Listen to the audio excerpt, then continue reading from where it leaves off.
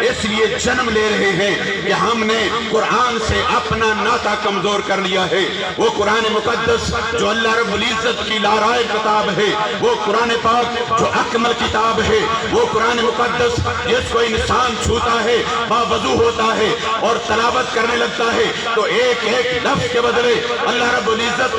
10 نیکیاں عطا فرما دیتا ہے، 10 گناہ معاف کر دیتا ہے، 10 درجے بلند کر دیتا ہے۔ اور یہ قرآن جو ایک مکمل ضابطہ حیات ہے، آج ہم نے اسے ڈیکوریشن پیس بنا کر الماریوں میں سجا دیا۔ جھوٹی قسمیں اٹھانے کے لیے قرآن پاک کو اٹھاتے ہیں۔ یہ قرآن اس لیے نازل نہیں ہوا تھا، یہ قرآن تو اس لیے آیا تھا کہ اس کے مطابق اپنی زندگی کو بسر کریں، اس کے مطابق فیصلے کریں، اس کے مطابق ہم اپنے آئین بنائیں، اس کے مطابق ہم لوگوں کو عدل دیں، انصاف دیں، لوگوں کی رہنمائی کریں۔ اور آج ہم نے قرآن پاک کو چھوڑ کر پوری دنیا میں آج ہم اس لیے ذلیل و رسوا ہو رہے ہیں۔ اور پھر سب سے بڑھ کر اللہ رب العزت نے اپنے پیارے محبوب صلی اللہ علیہ وسلم کو بھیجا، اے میرے محبوب تم ان کے درمیان میں جاؤ، ان کے درمیان اپنی زندگی بسر کر کے ان کو دکھاؤ کہ تم نے بحیثیت باپ کیسے زندگی بسر کرنی ہے، تم نے بحیثیت ایک بیٹے کے کیسے زندگی بسر کرنی ہے، تم نے ایک شوہر کے ناطے کیسے زندگی بسر کر کے دکھانی ہے، تم نے بحیثیت معلم کیسے زندگی بسر کرنی ہے، تم نے بحیثیت ایک تاجر کیسے زندگی بسر کرنی ہے، تم نے بحیثیت ایک سپہ سالار کیسے زندگی بسر کرنی ہے، اور تم نے بحیثیت ایک حکمران کس طرح زندگی بسر کر کے دکھانی ہے۔ کیونکہ کائنات کے والی کہ زندگی کا ایک ایک روشن پہلو ہمارے لیے بہترین نمونہ ہے۔ نعرہ تکبیر، نعرہ رسالت، عظمت و شان مصطفیٰ سرکار کی آمد۔ آج ہمارے معاملات، ہمارے مسائل یہ ذکر مصطفیٰ صلی اللہ علیہ وسلم کے ساتھ ساتھ فکر مصطفیٰ صلی اللہ علیہ وسلم کا تقاضا کرتے ہیں، اور میلاد مصطفیٰ صلی اللہ علیہ وسلم ہم سے یہی تقاضا کرتا ہے کہ آؤ آتش کدہ انتشار بجھا کر شخصیت پرستی کے محلات ڈھا کر اور تعصبات کے سارے پٹ گرا کر ایک ہو جائیں، تاکہ رحمت للعالمین انقلاب برپا کر کے دم لے۔ آج کے استاد کی بے تقیری کیوں ہو رہی ہے؟ آج استاد اور شاگرد کا ناطہ کمزور کیوں ہو رہا ہے؟ کیونکہ آج کا استاد نبی کریم صلی اللہ علیہ وسلم کو بحیثیت استاد فالو نہیں کر رہا۔ آج کے گھر میں فساد کیوں ہے؟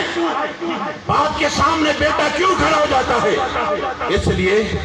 کہ باپ نبی کریم صلی اللہ علیہ وسلم کی زندگی کو بحیثیت باپ نہیں دیکھتا کہ رسول معظم صلی اللہ علیہ وسلم نے بحیثیت باپ کس طرح زندگی بسر کر کے دکھائی۔ اور آج تاجر ملاوٹ خوری کر رہے ہیں،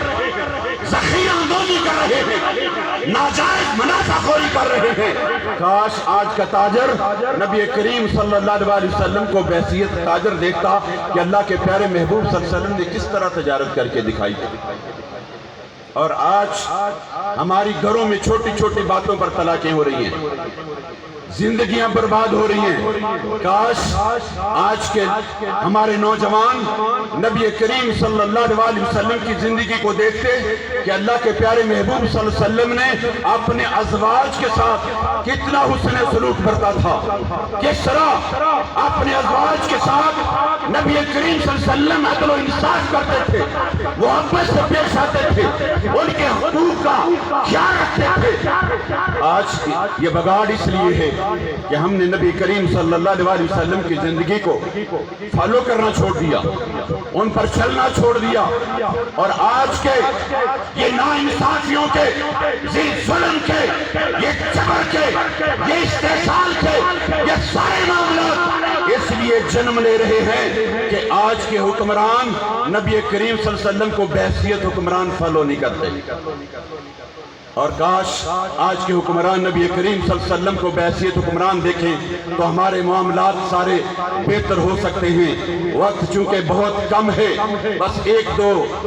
باتیں آپ کے سامنے رکھ کے اپنی بات کو ختم کرنے والا ہوں کہ حضرات محترم، اللہ رب العزت نے فرمایا لقد من اللہ علی المؤمنین اذ بعث فیہم رسولا، اے ایمان والو میں نے تم پر احسان عظیم کیا ہے کہ تمہیں عظمت والا رسول عطا فرمایا ہے، وہ مالک کون مقام، وہ حبیب کائنات، وہ محسن انسانیت، وہ رسول رحمت، وہ یائل مزمل کی چادر والے، وہ یائل مدثر کی عظمت والے، وہ داعین الاللہ کہ اذن ہی، وہ سراج منیرہ کی شان والے، وہ پیارے محبوب جس کے امتی ہونے کے لیے اللہ رب العزت کے تمام انبیاء کرام یہ دعائیں مانگتے رہے، یہ التجائیں کرتے رہے، اے مالک مولا تو نے ہم پر بڑا کرم کیا ہے، تو نے ہمیں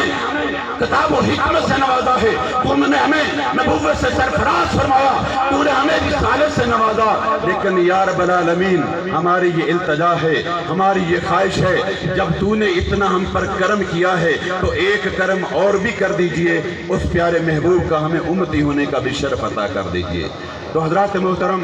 جس محبوب خدا کا امتی ہونے کے لیے اللہ رب العزت کے انبیاء کرام دعائیں مانگتے رہے ہوں، تو اللہ رب العزت نے ہم پر کتنا کرم کیا ہے کہ اس پیارے محبوب صلی اللہ علیہ وسلم کا ہمیں امتی بنا دیا ہے۔ تو ہمیں چاہیے کہ مصطفیٰ کریم صلی اللہ علیہ وسلم کی زندگی کو فالو کریں تاکہ ہم بہترین انسان بھی بنیں، بہترین مسلمان بھی بنیں، تاکہ یہ پاکستان بھی نہ صرف فلاحی اسٹیٹ بنے بلکہ عالم اسلام کی قیادت بھی کرے۔ اور یہ کہتے ہوئے اپنی بات کو ختم کرتا ہوں کہ میرے نبی کے در جیسا کسی کا در نہیں، میرے نبی کے گھر جیسا کسی کا گھر نہیں، میرے نبی کے خاندان جیسا کسی کا خاندان نہیں، میرے نبی کی ماں جیسی کسی کی ماں نہیں، میرے نبی کے باپ جیسا کسی کا باپ نہیں، میرے نبی کے صدیق اکبر جیسا کسی کا صدیق اکبر نہیں، میرے نبی کے عمر فاروق جیسا کسی کا عمر فاروق نہیں، میرے نبی کے عثمان غنی جیسا کسی کا عثمان غنی نہیں، میرے نبی کے مولا علی جیسا کسی کا مولا علی نہیں، میرے نبی کے حسن جیسا کسی کا حسن نہیں، میرے نبی کے حسین جیسا کسی کا حسین نہیں، میرے نبی کے خواجہ جیسا کسی کا خواجہ نہیں، میرے نبی کے داتا جیسا کسی کا داتا نہیں، میرے نبی کے مکہ المکرمہ جیسا کسی کا مکہ المکرمہ نہیں، میرے نبی کے مدینہ المنورہ جیسا کسی کا مدینہ المنورہ نہیں، میرے نبی کی معراج جیسی کسی کی معراج نہیں، اور میرے نبی کے میلاد جیسا کسی کا میلاد نہیں۔ تو حضرات محترم پھر میں یہ کہنا چاہوں گا کہ میرے نبی کے نظام جیسا کسی کا نظام نہیں۔ بس اسی شعر پہ اپنی بات کو ختم کرتا ہوں کہ پیارے نبی کے دیوانوں، ایمان کی طاقت پیدا کرو،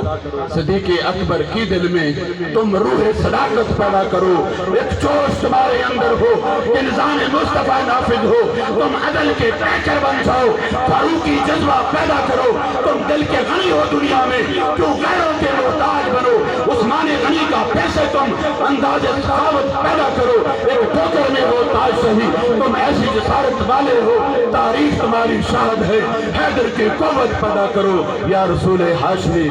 ظلم سے نجات ہو، نبی امن و آشتی امن کی خیرات دو۔ اور اسی پہ کلندر لاہوری نے کیا خوب کہا تھا کہ قوت عشق سے ہر پس کو بالا کر دے، در میں اسم محمد سے اجالا کر دے، اور کی محمد سے وفا تو نے تو ہم تیرے ہیں، یہ جہاں چیز ہے کیا لہو قلم تیرے۔